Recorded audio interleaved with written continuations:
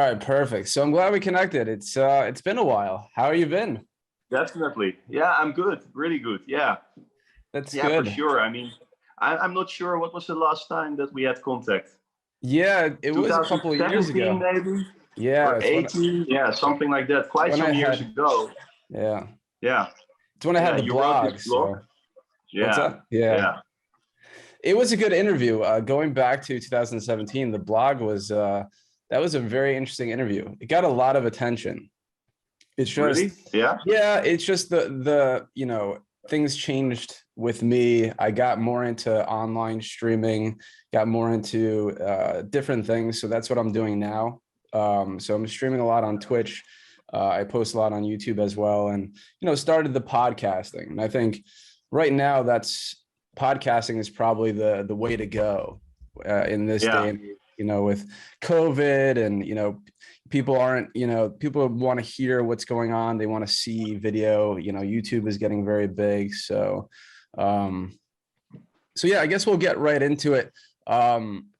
So what's new? What's new on your end? Are you still racing, or what's your what's going on your end? Well, yeah, I mean, good question to Mhm. kick off with. Yeah. No, I mean, I'm not into the racing anymore like before.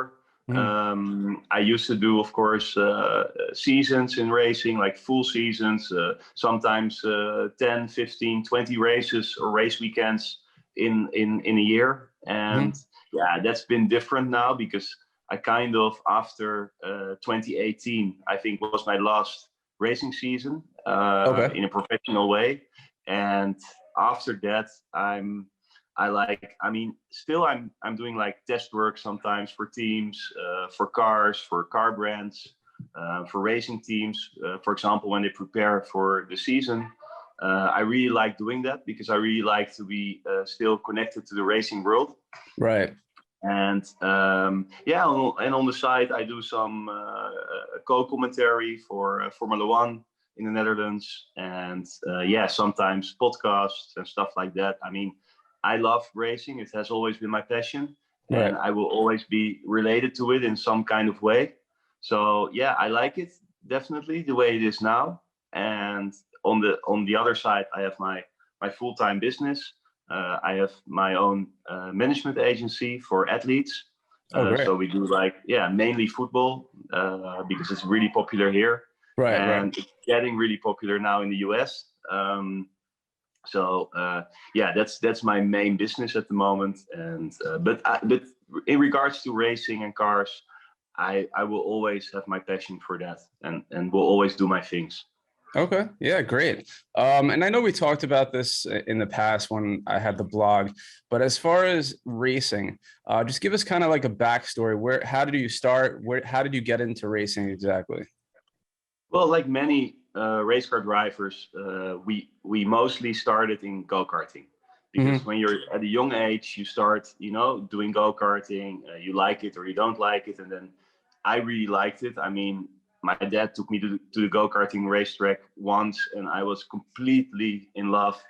I mean, I didn't want to do. I was 6 years old. I didn't want to do anything else. Before I was like playing football, tennis, hockey, different things, but the first time in a go-kart felt like the adrenaline and everything, and I just wanted more and more. And I think I was 6 years old, and then until like 10 years old, I think I started doing races.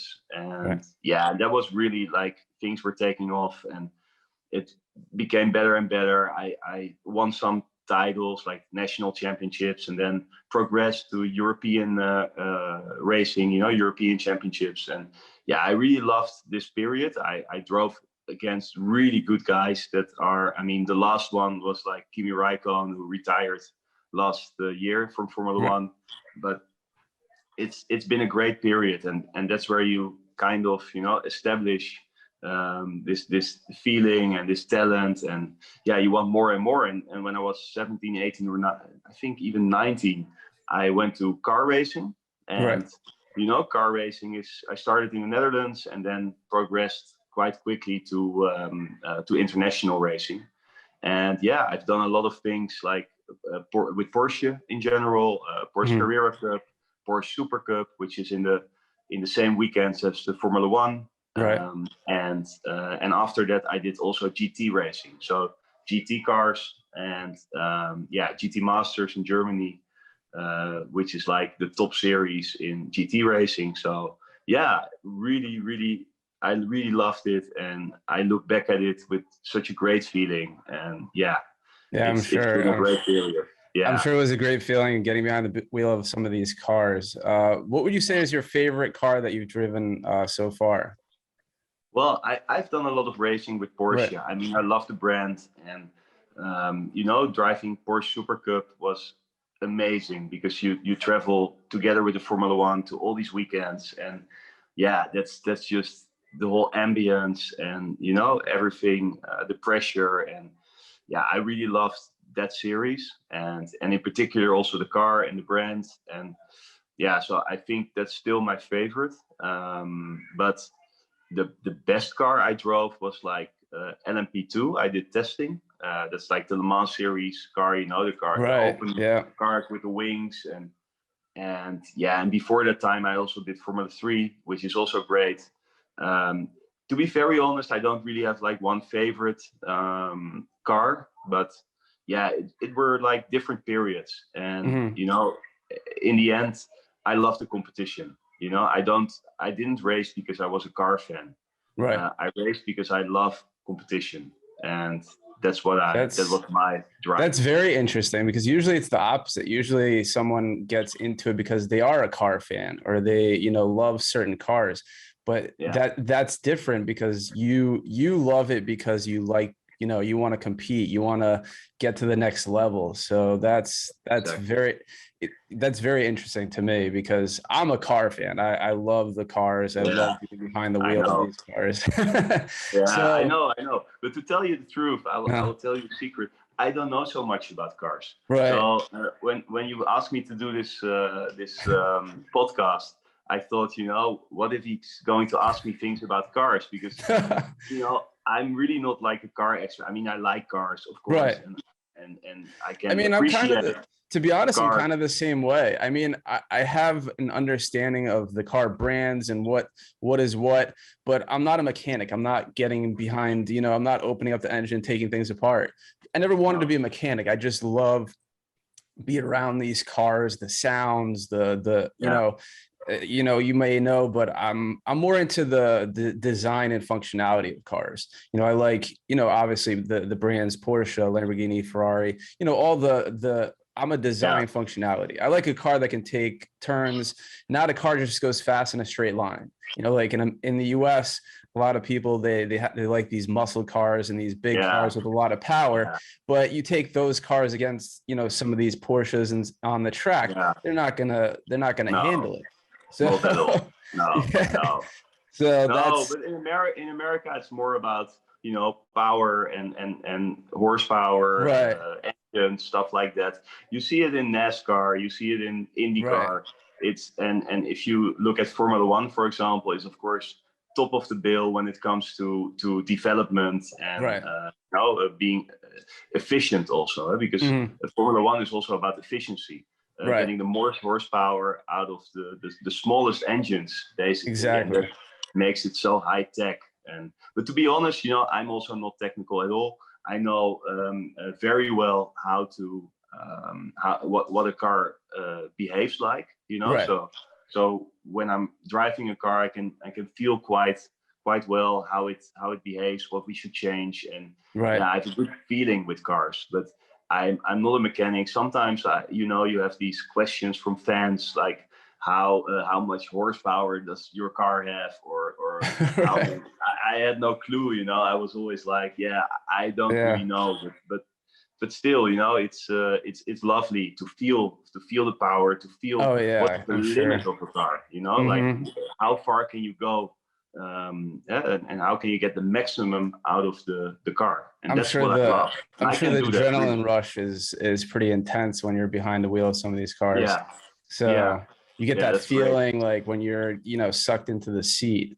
I've experienced a little bit, but nowhere near as much as that. But No. so as far as I guess one question that I just thought of, what was the transition from, the amateur side of racing to getting into more of, the GT side?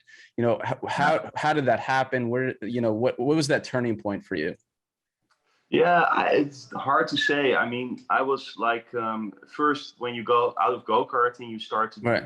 formula racing, like Right. open wheel cars, because that's in the end your dream. I mean, Hmm. not in the end, but in the beginning. Like you want to reach Formula One, basically. Although I knew my talent was maybe not, enough to reach that. I was quite aware of that, but still you have this dream, so you try to reach that. And but at some point, I mean, I for 3 years I didn't race because I didn't have the sponsors, and Mm. I was just not racing at all. And then I came back and I was doing like touring cars.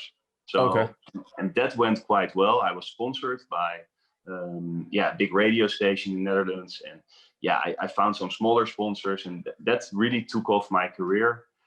I won a lot of races, and then I was invited to do an international race in the Megane Euro Cup, which was like a silhouette car, 900 horsepower, I think, and like, or not, sorry, 900 kilos and 500 horsepower, something like that. And Wow. yeah, it was an amazing car, European Championship, and nobody expected anything. And this was like 2000, I think, 9, Mm. and yeah, and I finished this race second, and it was really good. And then a lot of attention came, and I was able to do a full season. In the end, yeah, I had a lot of wins there and pole positions, and yeah, it was really good period for me. And after that, I did GT racing, and Okay.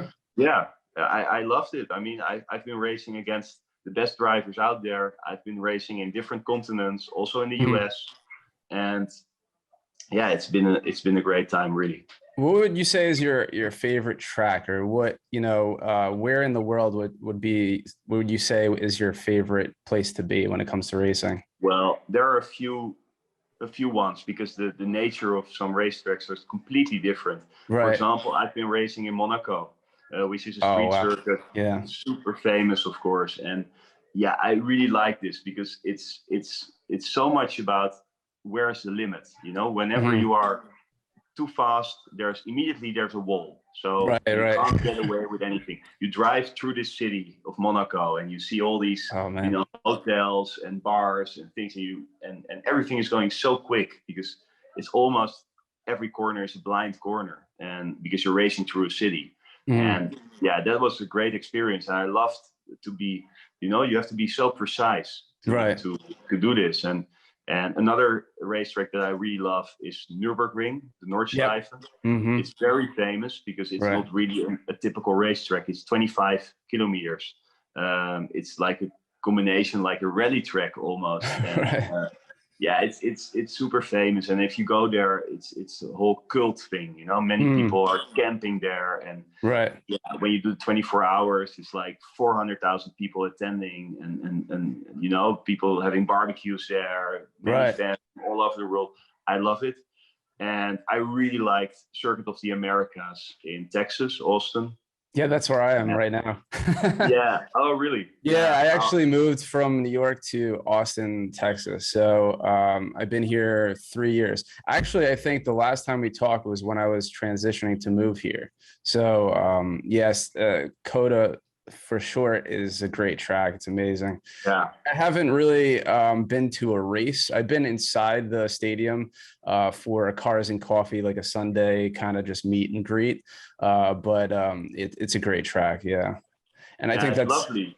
it's It's the big designed plus also, for me. Yeah, it's the big plus because, you know, like we were talking about before, Texas is big on their muscle cars and their trucks, where having Coda there is nice because you get people with Porsches, you get people with Ferraris and Lamborghinis because they can go to the track and take it on the track, where Yeah. probably anywhere else in Texas, you just see muscle cars and trucks. So Yeah. But I that's really nice. loved it over there. I Yeah. also like, the vibe in Austin. It's a really Right. nice city. Actually, one of my friends is now from Amsterdam, is now thinking about moving to Austin because his girlfriend is from the US and they want to Oh, that's move there. great.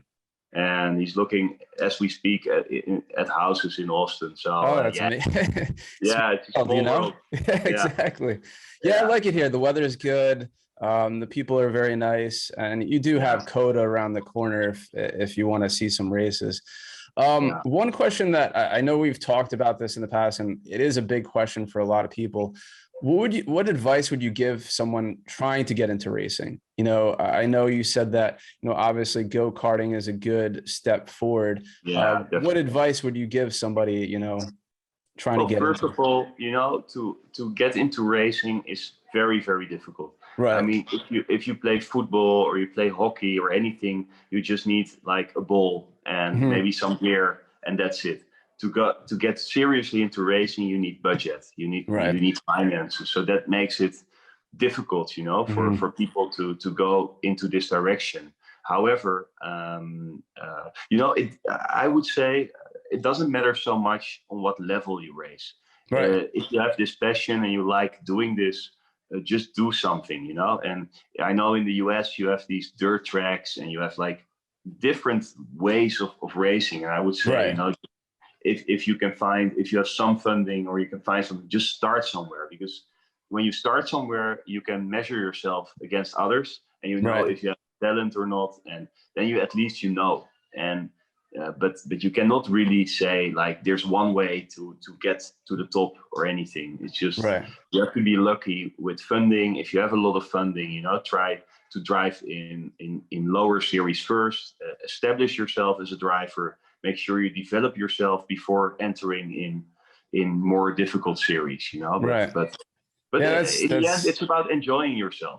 If you love this sport, just do something, and just it doesn't matter what level, and right. just enjoy it. And if you Yeah. want to reach the top, start with go-karting, make a plan, find always good teams. It's very important, and they can help you further.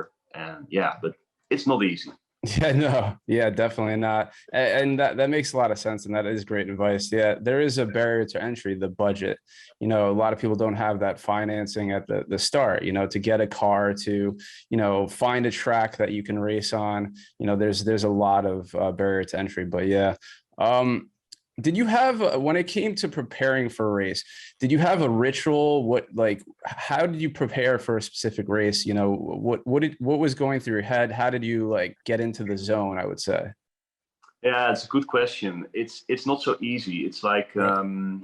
because you're distracted all the time. There's so Mhm. many people on the racetrack, and everybody wants something and ask questions, and I'm quite easy with that. Like before a race, I could still talk to people, and for me, really to get this focus was when I was in the car, everything was closed. Mhm. It's right before the warm up lap, and then I got into the zone, like a certain feeling, like an explosion of energy. That's what you Right. need, Yeah. because when you're nervous, sometimes it can happen that it paralyzes you, and that's the last thing you want. So Oh yeah, you need to definitely. be like, you need to have this energy, like I'm going to take it now, and I'm going to, whatever happens, the first lap, that's where I can win some places, or when you start pole position, you defend your pole position.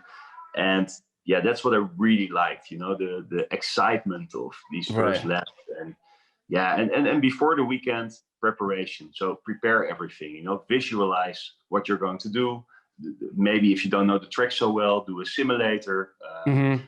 I always, for example, small thing, I was always checking like the starting lights. Like in a race weekend, you have this, it starts on red, and Right. then Right. after a few seconds, the light goes to green. And that's Right. when the start happens. So I always like analyze, like how much time is there in between, like how much is there 3 seconds, is there 4 seconds, and yeah, that was really my thing, like That's trying very to interesting. Yeah. get all information to Right. be maximum prepared.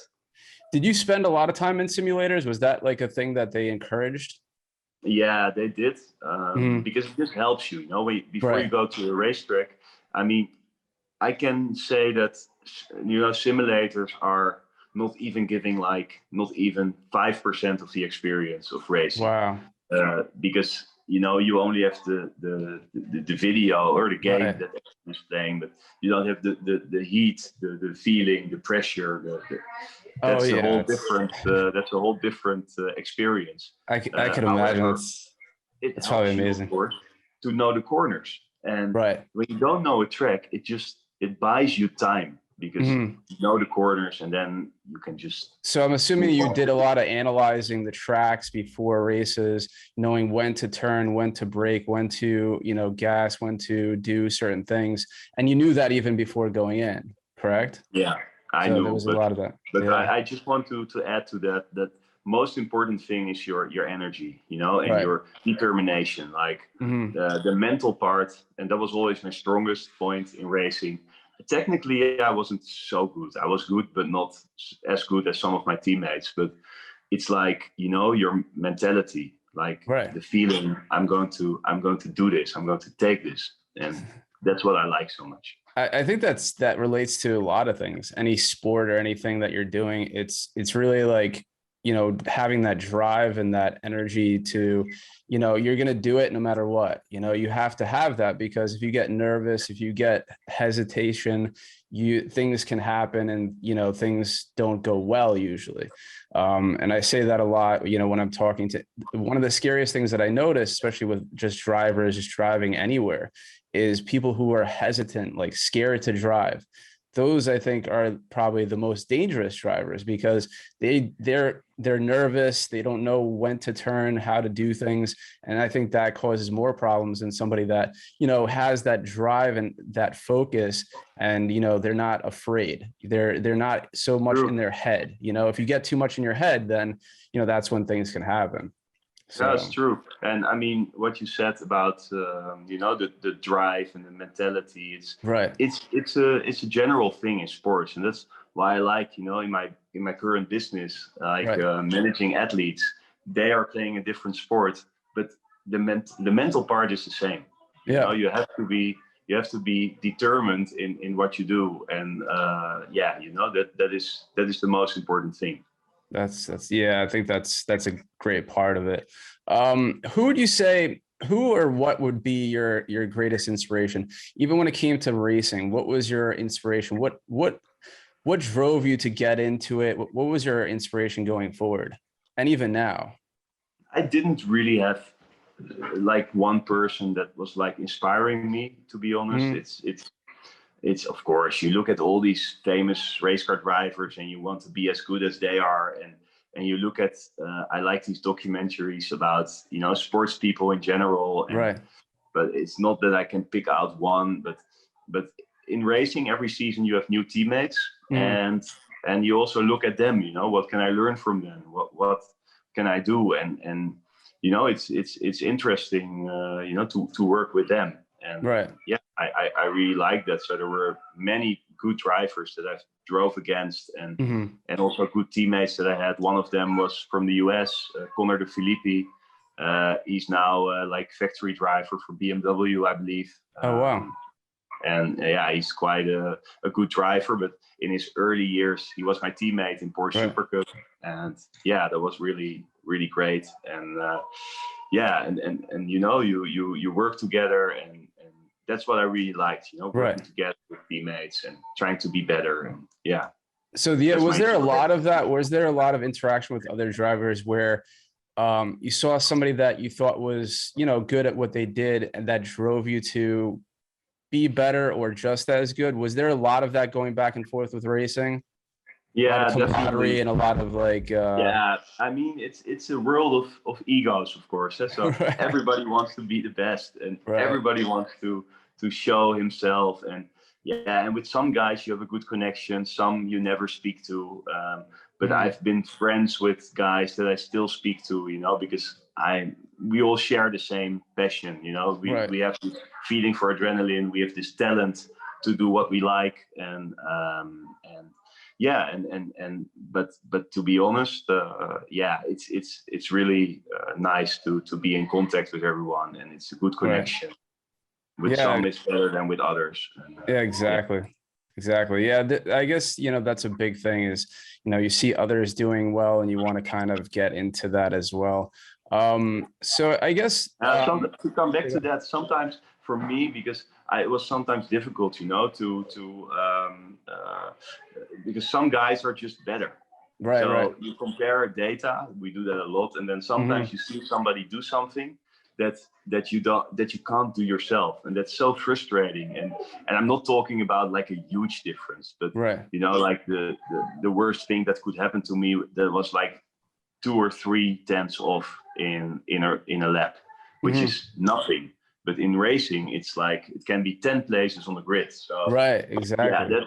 that can be frustrating. I was teammates with Christian Kleen. Christian Kleen is a Formula One driver from Austria, and yeah, he was my teammate in the European series, and he was technically so good. I mean, we had equal times. We did the same lap times, but Right. when you look at my onboards, you see me like driving like moving hands a lot, almost like a rally driver. And he was Right. technically so good. Just one movement with his steering wheel, and he got the corner, and that is just amazing to see. So you learn from others. Right. That's what I like. Have there been any situations where something went wrong with the car, or something that was frustrating at times? I'm assuming you probably ran into something like that. Yeah, of course. I mean, for example, 2016, I was racing in GT Masters. I was in the Nissan team, Nissan GTR, Yeah. which is a car that has a lot of fans. Everybody Right. likes it. I don't like it so much, to be honest. Oh, really? No, I didn't like it so much. It looked like a car from Fast and the Furious, And, Right. I mean, and after that, I drove with Audi, and it was much better. But we started with the Nissan, and pre-season, I already knew that it was going to be a hard season. Oh, really? And I mean, yeah, I kind of persuaded myself to the contrary. It will be okay, it will be fine. But the first race was very difficult. The car was difficult to handle, and even after the first race, things went south. Oh, really? And it got worse and worse and worse. And yeah, it was a very, very hard season, and a very difficult car to be competitive with Audi, Porsche, Mercedes, BMW, Lamborghini. And yeah, but what was it that that you didn't like about the car? Was it just the power? It just didn't have it just couldn't compete with the other cars? car was great in a straight line, but in the corners it was just it was miserable, really. Oh, really? And it's frustrating when you are in a field of like 36 cars, and you just can't keep up with others. And I was like, in qualifying, when I was in the top 20, it was like already like a good result. And Oh, wow. that's not what you like. You want, if you race, you want to win. But on the other side, if you can choose by driving the Nissan and finishing in midfield, or sitting at home watching the race with a bag of chips in your hands, then I will still always race. Yeah. Yeah, you choose the race over the chips all day, so that's good. So I'm assuming that Audi and Porsche are probably some of your favorite cars that you've raced with. Okay. Would you say Porsche is above Audi, or probably the same? Well, it was a different championship, because I was racing Porsche with the GT3 Cup car, which is a great car to drive. Real wheel drive, the engine also in the back, which makes it quite interesting. But the Audi in the GT championship, the Audi R8, it's a great car. I loved driving it, and yeah, it was a great feeling. And yeah, well, it's but in the end, every race car usually is a nice car, because it's impressive, the power, the handling of the car. And yeah, if you like cars, it's great. Definitely. Yeah, I haven't gotten in the back of in the Audi, but I've heard good things about the R8. It's a great car overall. So yeah, I guess we'll end it here pretty much. Anything you'd like to plug as far as what you're doing on the side with you can any sponsors, charity events that you're doing? I don't have any sponsors anymore. It's like if people want to see something, I posted some onboards on my Instagram. At Best Schothorst, you can see it. There are a lot of onboard videos and stuff, and pictures of the racing, just to get an idea. And I'm assuming you're on Instagram and Twitter and all the social media. Yeah, I'm everywhere. Yeah, definitely. And no, I really want to thank you for no, thank you. this has been an amazing experience, Bass, and I know we'll keep in touch, and I definitely want to keep the conversation going in the future. And also, when I do post this, just to give you an idea, this will be edited and everything. I'll put your socials so you get the promotion, everything. Great. And we'll be in touch, and I'll let you know when things go live. I'm going to be posting it. It's going to go to Spotify. It's going to go all the big, online audio situations. And I'll also be posting this on YouTube. Obviously, I'll have it edited, so make sure everyone, it looks good. You look good. There's no audio issues. So, don't worry. Yeah. So we'll get everything going. I appreciate the conversation, Bass. This was amazing. Great. And I'm sure. Yeah, definitely. I'm sure the listeners will get a lot out of it, educational purposes, and also the community. So another thing lost your is sound. What's that? Lost it? Can you hear me, Bass? Yeah, good. Yeah, now I hear you again. Okay, yeah, it froze a little bit. So yeah, I'll also be promoting it on Twitch where I stream. So like I said, I have about 10,000 plus followers. So cool. That things get out there. All right. And it was a pleasure. Great. Yeah, well, it was a pleasure. I'm going to enjoy the beautiful weather. It's lovely weather here in Amsterdam. Oh, is it? Nice. Yeah, it's 24 degrees and everybody's sitting outside. And so I'm going to enjoy the sun again. And, sounds good. Thank you for taking the time. I really do appreciate it. Of course, sure. You're welcome. Thanks, Bass. Have a great one, all right? Take care. Take care. Bye-bye. Bye.